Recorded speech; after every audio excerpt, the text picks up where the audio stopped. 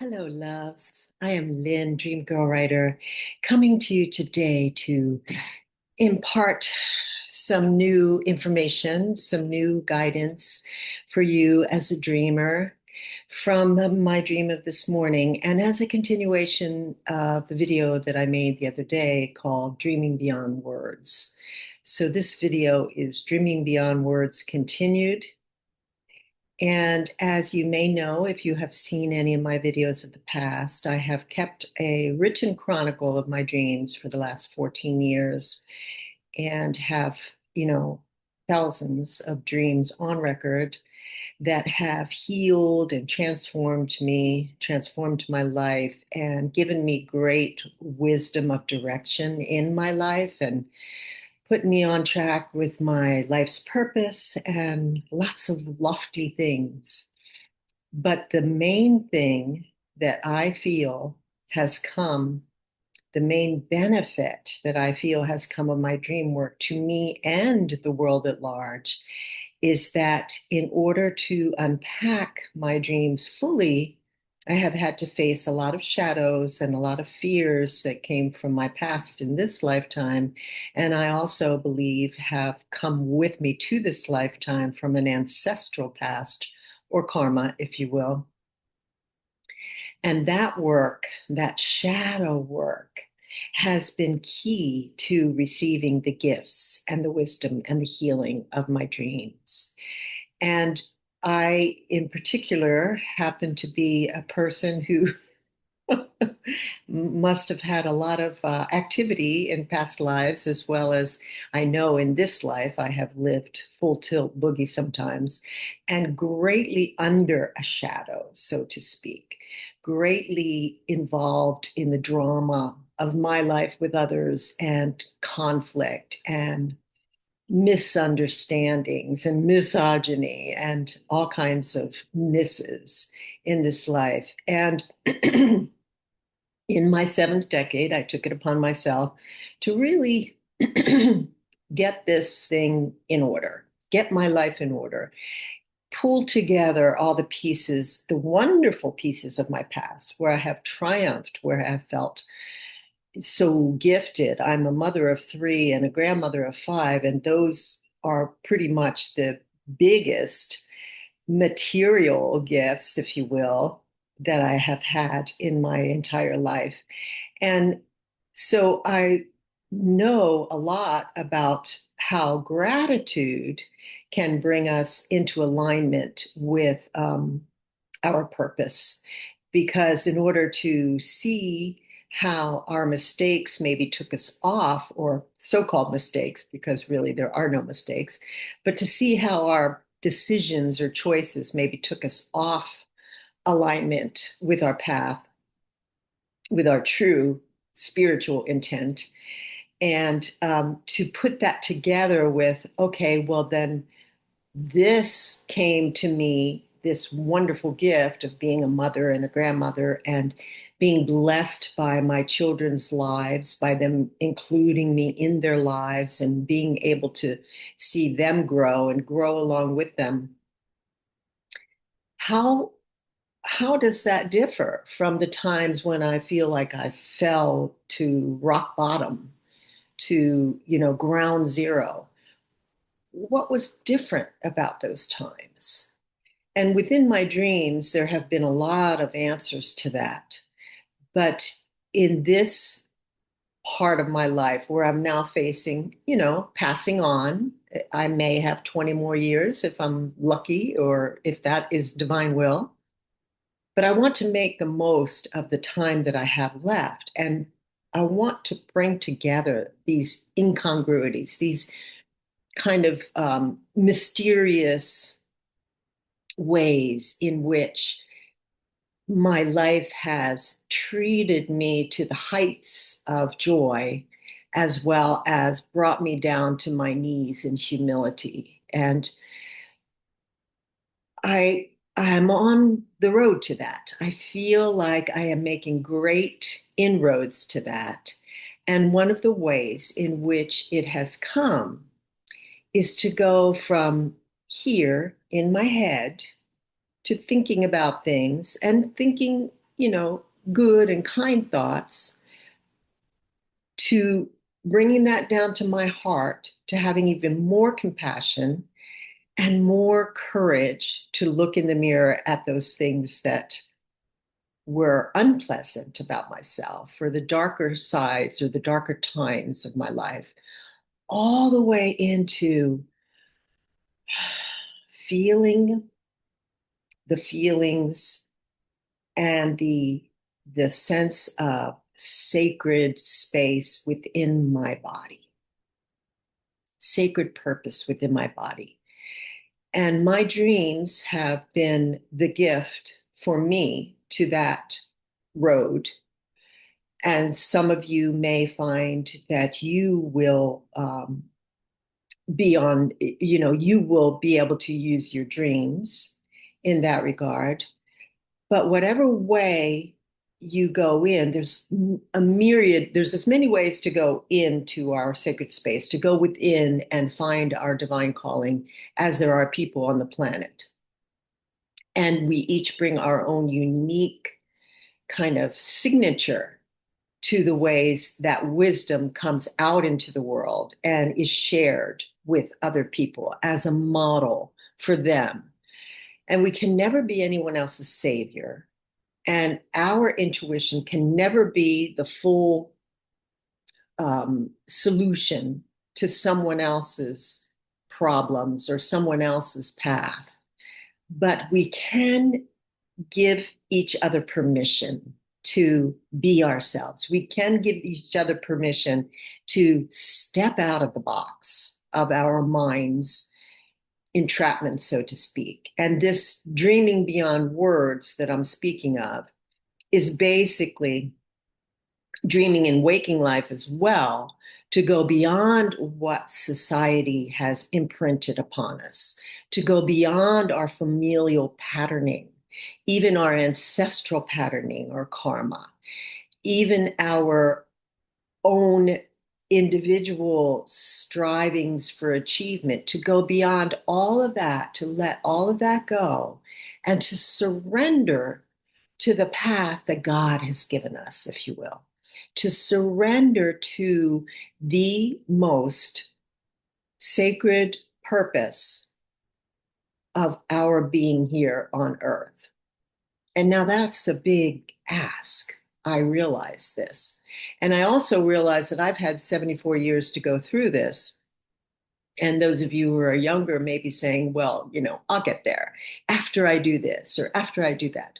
Well, I'm here to tell you that I could have done it a long time ago too, if I had chosen to, or if it had fit into divine will. So the fact that I'm here speaking to you now at this point in time about my sacred path and about clearing my shadows and bringing together my gifts in this life to share, could be exactly the way it was meant to be. In fact, to my way of feeling and sensing, that is the right thing. So if you're listening to this and you're wondering, or, even maybe ready to dismiss this as something that's irrelevant to you at this moment in time, I just ask you to take it under your heart's consideration for a moment or two and to muse upon how the golden threads of your life fit together. And the golden threads also lead us to our darkness, and they lead us to our shadows. And those shadows are ready to erupt like a plant erupts from underneath the ground into the fruition of our gifts. And the main reason that I chose to make this video for you today is because I had a dream this morning that in which I was with another woman, and she and I were kind of comparing notes, if you will, about our lives and about the way, almost like a methodical assessment of, oh, I did this, and so this happened. But it had a very spiritual purpose to it.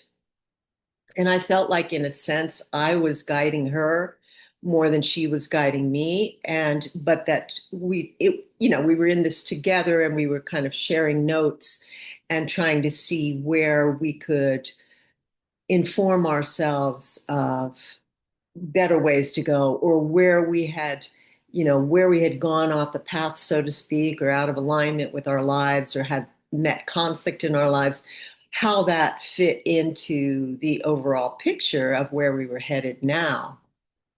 And so we're really involved with this. And then all of a sudden, I am called to know what time it is.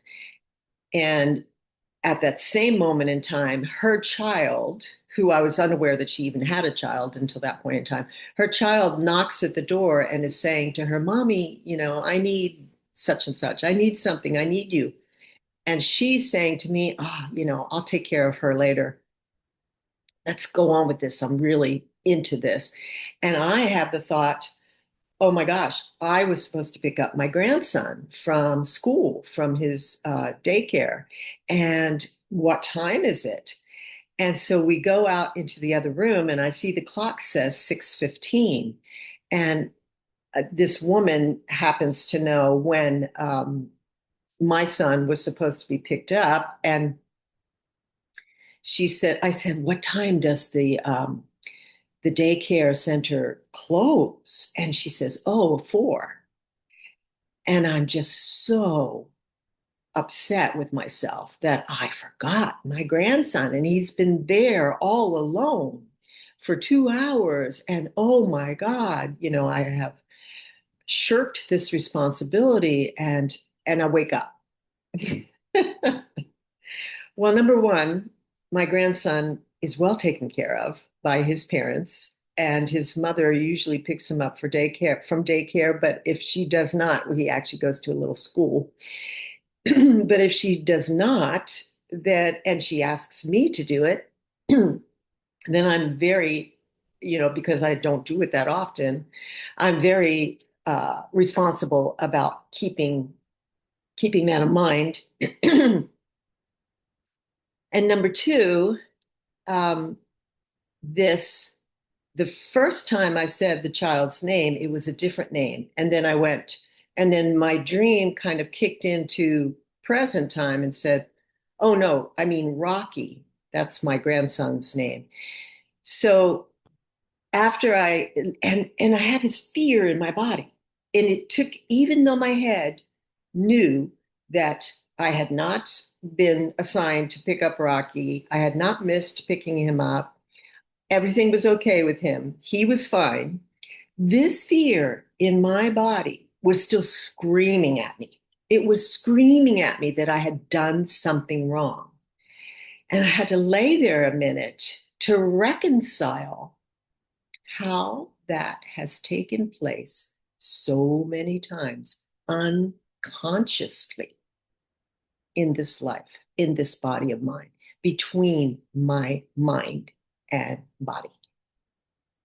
And it is because my heart was disconnected. My heart, if I had asked her what the problem was or how to solve that problem, she would have said, "You would never leave Rocky. You would never leave your grandson waiting to be picked up to have a discussion with a woman over something that's, philosophical and has nothing to do with, um, or, maybe it has something to do with my well-being, but you would never forego a loved one's well-being in order to just have a conversation or to satisfy some need of someone else." And as it turns out, as in many of my dreams, this other woman was an aspect of me, and her child was an aspect of me, and Rocky, of course, is an aspect of me. But my point is that in this concept of dreaming beyond words, is that the whole reason that we are given these messages, these spiritual awakenings in our dream space, is because our heart and soul are always there working together in our dreams. it's when we have to bring that message out into our waking life world, and when we think we have to make sense of it with our minds, that the disconnect happens. And we kind of get in trouble, or we get scared, or we carry around a bad feeling for the rest of the day because of a dream, because we really needed to sit with it a little bit and unpack it a little bit more with our heart present, to know the truth of it. I had a counselor one time, spiritual counselor, who, this was at the very beginning of when I was starting to recognize that my dreams were bringing me important messages, and compelling me to listen to them and to regard them as wisdom. I was still insecure about that a little bit. And I felt like I may be making things up. I'm a very creative person and love to create music and poetry and writing and even just play. At that point in time, I was in a very playful part of my life. And so I was kind of suspecting myself of making this up in order to have fun, or, please myself, or to look better to myself. And she said, no, your dreams always tell you the truth. And I even to this day, I get chills hearing that, because she was like a prophet to me. She was an angel to say that to me. And maybe of all the things and I felt like I did get a great deal of benefit from her counseling, but maybe of all the things that she told me or counseled me about, that was that one little piece, that one little gem, that pearl of wisdom that she gave me, that our relationship was all about. That was the reason we came together in this life, for her to give me that one little gem of wisdom, that my dreams never lie. So I share this with you today because I am compelled to do my highest purpose in this world, to be my authentic self. And if this does interest you, if dream work does interest you, please go to my website, dreamgirlwriter.com, and see if anything on there has import for you, or you feel I have a dream course that you can take that can, possibly improve your dream recall and give you a way in to what your spirit is saying to you. I also have written a book, Dream Guidebook and Journal, that in addition to having a lot of wisps of wisdom, as I call it, it has a few dreams by me, 3 dreams by me that are unpacked for you, and also blank pages for you to journal your own dreams and to write down your own awakenings. And I say this not necessarily to advertise my services, but to really just get out there. I have the confidence now that what I do does serve the greatest good.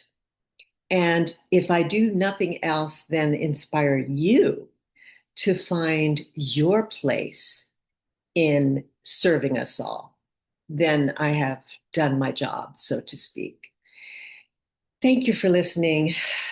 And I hope I have inspired you a bit to really dig a little bit deeper, to be happy when you find those shadows, or when you're jolted by an awareness that maybe brings up a darker type of memory, to just breathe, be gentle with yourself, give it some space, give it some time, go for a walk in nature, see how it kind of finds its way into your heart, and then with heart and mind, how you can find a way to articulate it, or to manifest it, or to understand it in your waking life. Again, thank you for listening. Sweet dreams to you, and much love on your path. Bye for now.